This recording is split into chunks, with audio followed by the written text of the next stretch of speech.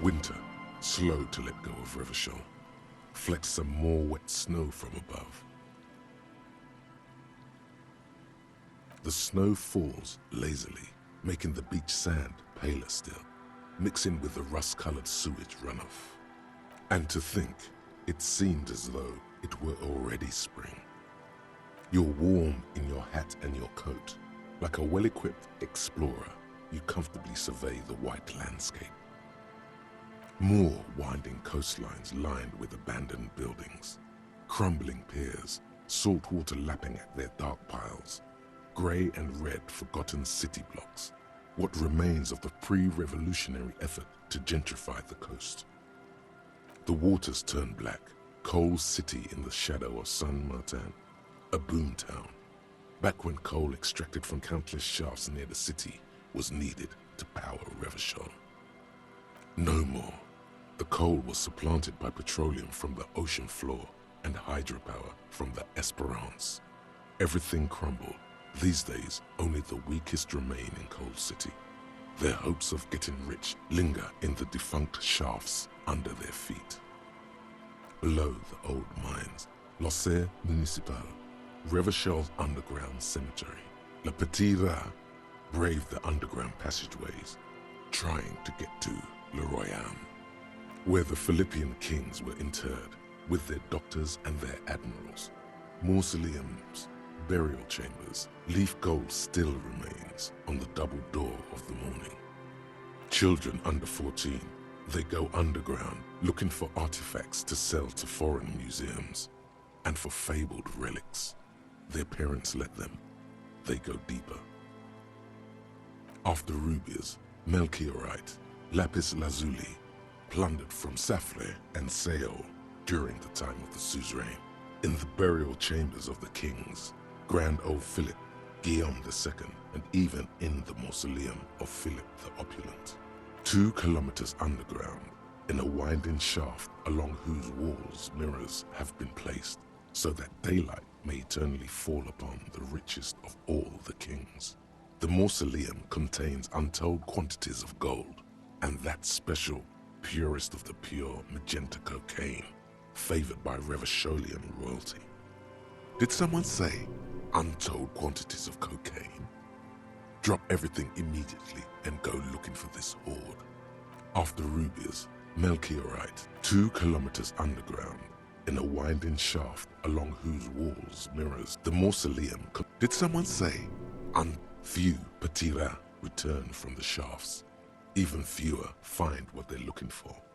A small child steps out of the black tunnel with silver trinkets in her pockets. All around her, white snow on the extinguished coke furnaces and on the weather-worn shacks where fathers beat their sons after drinking. The snow melts on your fingers, turning to water.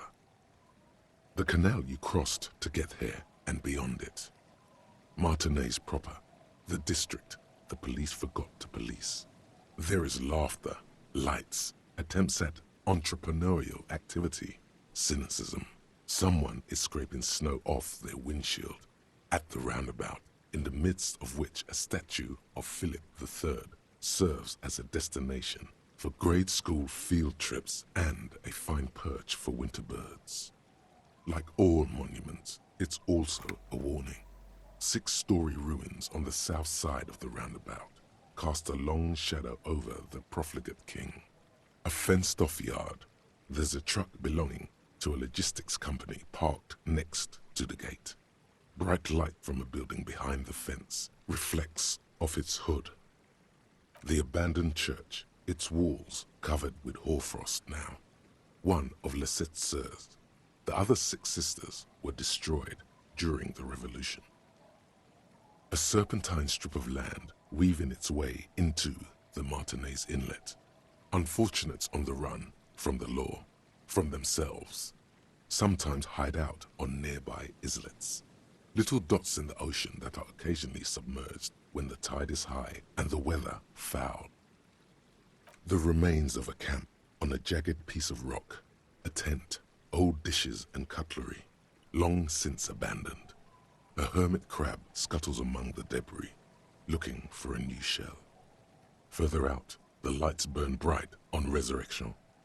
Way beyond Martinez, a popular spa destination for ample-bodied Ozon kids with equally ample pockets. Then there's Ozon, but the snow falls too thick. You cannot see that far. The Bay of Revachol, vastness, great depth, over 1,200 meters at its deepest. Water air brinier than here. It is crisscrossed by huge cargo ships bearing company logos. Wild Pines, Zam, Mauryan, and at the farthest reaches of the Bay of Revachol, the shadow of the coalition warship Archer, on perpetual patrol duty, ready to unleash artillery fire if you were to rise up against the market. You shudder. The raised motorway, 881, separating Martinez from Jamrock. Vehicles whoosh past one another day and night, while those who reside in the labyrinthine alleyways beneath the motorway attempt to carry on with their lives in the snow and the slush. And south of the 881 is the Pox. Was once a park, a place for reflection and recuperation for the patients of the old military hospital. In the 20s, it was used as a quarantine center during a measles outbreak that killed many children. Most everyone has avoided the hospital and surrounding park ever since. The Pox is completely wild now. Evergreen thickets covered in snow and industrial dust. Feral dogs and even wolves roaming in packs. The police try to keep the deepest corners cordoned off. Heavy drug users do slip through and hole up in the old military hospital, hoping to find something to get high on among the hastily abandoned supplies, or just to overdose in peace. A line of motor garages with armored carapaces hunched in the cold. A mechanic is hard at work, patching up bullet holes in the side of a Capri 40. These are the garages of Precinct 41. Snow settles on the roof of the repurposed silk mill. It serves as your station. Shivering RCM personnel hurry in and out of the main entrance. Around you, the snow continues to fall. To the west, the ocean swells. The stairs descend to central Jamrock. A man named Cooklove has a snow-covered stall there in the market across the bridge. He sells kebab infested with fly larvae to your colleagues who believe eating it will make them immune to food poisoning. Snow falls on the utility district, the library, the florist, the Sarah Mauritian restaurant that offers homemade wine, and also on the brothels and drug dens and the chop shops of the Zemyaki. All of this built around a lake that formed in a meteorite strike. At the center of this lake, there is a little ship. There are lights at the bottom of its hull. They are lights directed toward the seafloor, looking for something, like whiskers. A chill comes over you, crawling down your back. The sand under your feet is wet. Somewhere in the south, tarpaulin flap in the wind. Near, snow falls into dark water. She prays, though she doesn't believe. There is a hum in the air. That's all. Layer upon layer of sand, poisoned with industrial runoff. The storm drainage, hidden bunkers. Rats scuttle. Someone stuffed a big old polar anorak into a concrete pipe under the boardwalk. It would keep you warm. You would probably never happen across it, but who knows?